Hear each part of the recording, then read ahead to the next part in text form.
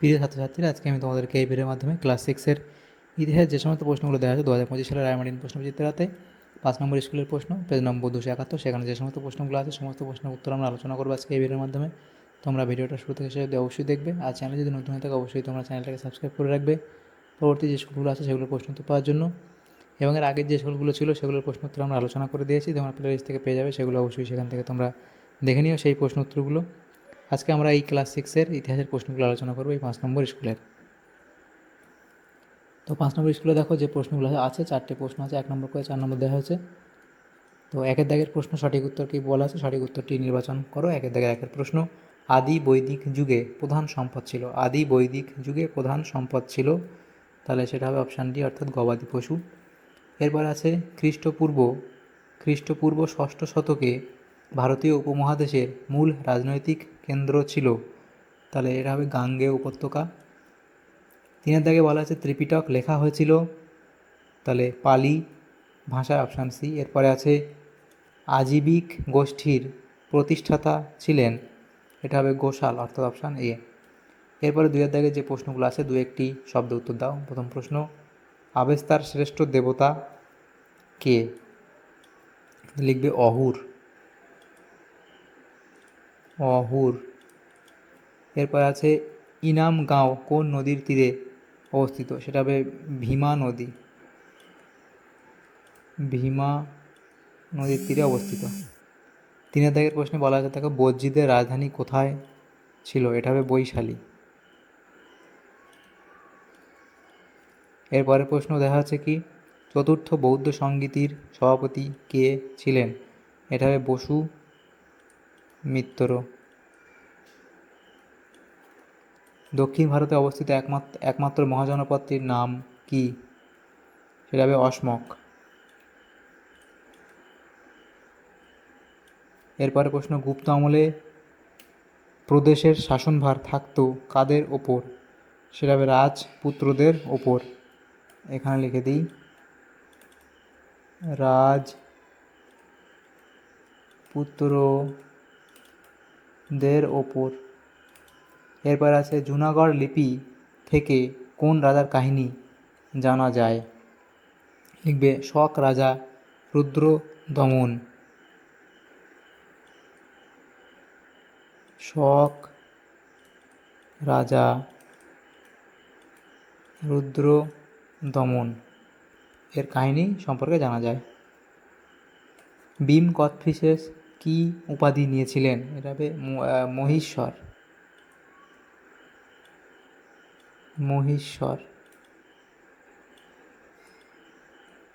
এরপরে যে প্রশ্নগুলো দেখো 3 দাগের প্রশ্ন, শূন্যস্থান পূরণ করতে দেওয়া হয়েছে 3 দাগের 1, সেখানে বলা আছে কি, ঋগ বৈদিক যুগে লুট করা সম্পত্তি যে প্রতিষ্ঠানের মাধ্যমে ভাগ হতো তা হলো কি, এটা হবে বিদত।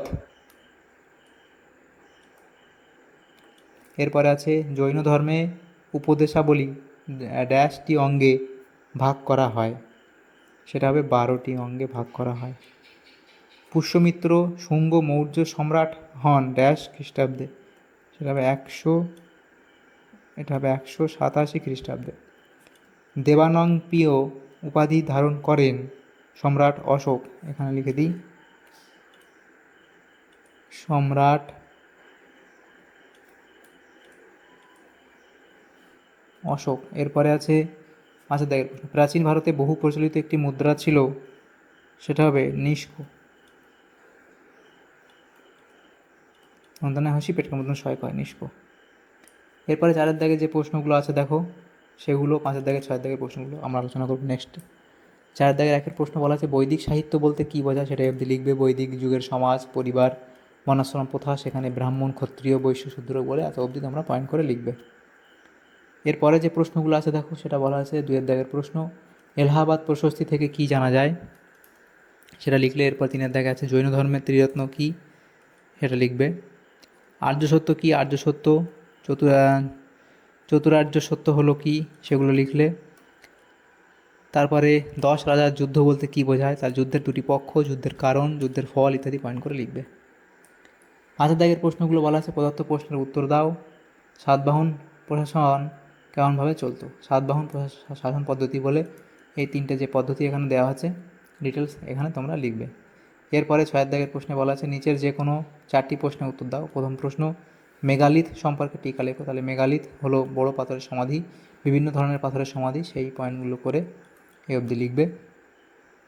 তারপর 2 দাগের প্রশ্ন, মৌর্য আমলে প্রশাসন ও রাজস্ব ব্যবস্থার সংক্ষিপ্ত পরিচয় দাও। তাহলে মৌর্য আমলে প্রদেশের শাসন সেটা লিখলে, তারপরে প্রদেশ বলে এগুলো তোমরা লিখবে। তারপর মৌর্য রাজাদের রাজস্ব বা কর ব্যবস্থা, তারপর কৃষি সম্পর্কে লিখবে, শিল্প বাণিজ্য, মৌর্য আমলে কারিগর ব্যবসায়ী সবার কাছ থেকে রাজস্ব আদায় করা হতো, এই পয়েন্টগুলো করবে।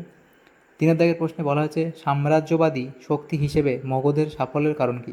খ্রিস্টপূর্ব 6ষ্ঠ শতকে মগধ ছিল একটি রাজতান্ত্রিক মহাজনপদ। এর আগে মগধ ছিল দক্ষিণ বিহারের একটি ছোট এলাকা। ধীরে ধীরে দক্ষ রাজাদের নেতৃত্বে মগধ গুরুত্বপূর্ণ শক্তি হয়ে ওঠে।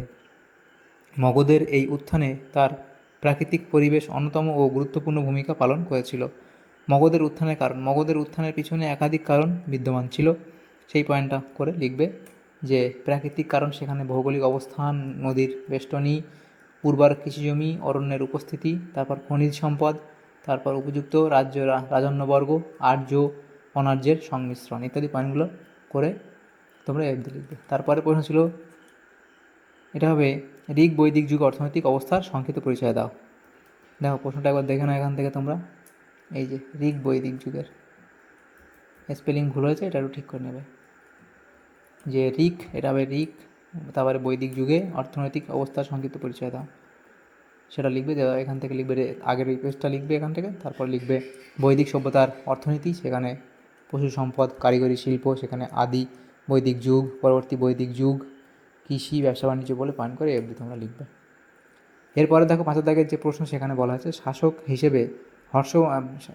হিসেবে এখানে শাসন ব্যবস্থা বলে লিখবে হর্ষবর্ধন ছিলেন শাসন ব্যবস্থার প্রধান, তাকে সাহায্য করতো মন্ত্রী পরিষদ ও অন্যান্য এটা হবে অমাত্যরা।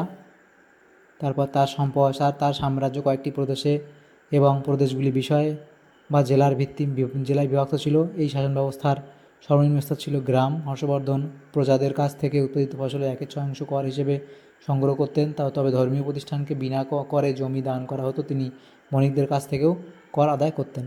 তাহলে আমাদের এখানে যে প্রশ্নগুলো ছিল দেখো, ক্লাস 6-এর ইতিহাসের যে প্রশ্নগুলো ছিল 5 নম্বর স্কুলের, সমস্ত প্রশ্নের উত্তর আমরা আলোচনা করে দিলাম আজকে এই ভিডিওর মাধ্যমে। তোমাদের যদি সামান্যতম উপকার এসে থাকে ভিডিওটা অবশ্যই এটা লাইক করবে এবং বেশি বেশি করে বন্ধুদের সাথে শেয়ার করবে। আর পরবর্তী যে স্কুলগুলো আছে সেগুলোর প্রশ্ন উত্তর পাওয়ার জন্য অবশ্যই তোমরা আমাদের চ্যানেলটাকে সাবস্ক্রাইব করে রাখবে। Thank you, thanks for watching.